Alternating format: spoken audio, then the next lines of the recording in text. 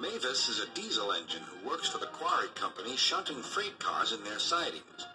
She has 6 small wheels hidden by side plates just like Toby's. Mavis is young and full of her own ideas.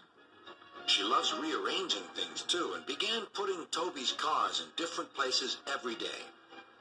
This made Toby cross. Freight cars, he grumbled, should be where you want them when you want them. Fiddlesticks, said Mavis and flounced away. At last, Toby lost patience. I can't waste time playing hunt the cars with you. Take them yourself. Mavis was pleased. Taking cars made her feel important. At the station, Diesel oiled up to her. Toby's an old fusspot, she complained.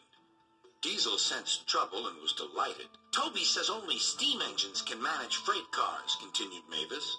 How absurd, squirmed Diesel. Depend upon it, Mavis. Anything steam engines can do, we diesels can do better. Diesel knew nothing about cars, but Mavis didn't realize this. Toby's line crosses the main road behind the station and for a short way follows a farm lane. Frosty weather makes the muddy lane rock hard and very slippery. Toby stops before reaching the lane. His fireman halts the traffic at the crossing, and then he sets off again.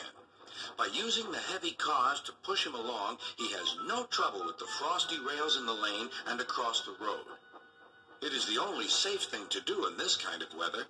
Toby warned Mavis and told her just what to do. I can manage, thank you, she replied. I'm not an old fusspot like you.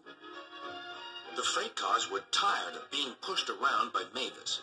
It's slippery, they whispered. Let's push her around instead.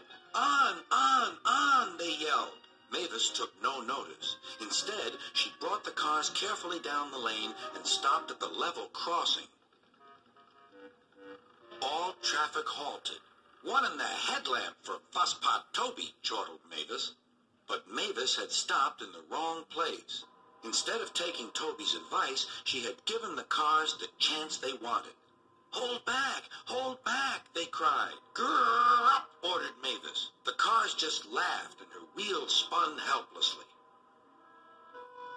Workmen sanded the rails and tried to dig away the frozen mud, but it was no good. Everyone was impatient. Grrr, wailed Mavis. Toby was in the yard when he heard the news. I warned her, he fumed. She's young yet, soothed his driver, and she can manage her cars herself, interrupted Toby. They're your cars, really, his driver replied.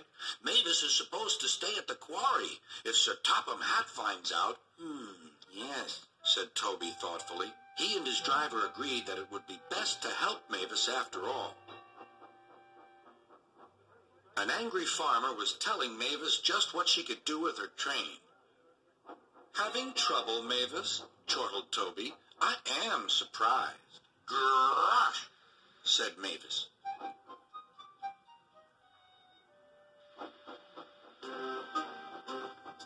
With much puffing and wheel slip, Toby pushed Mavis and the freight cars back.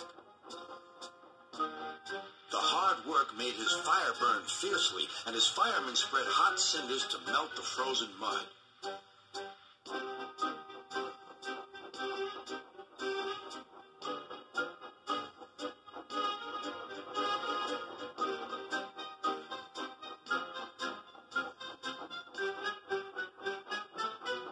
At last they finished.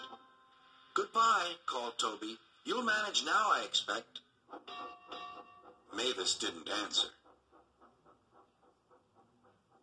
She took the cars to the sheds and scuttled home to the quarry as quickly as she could.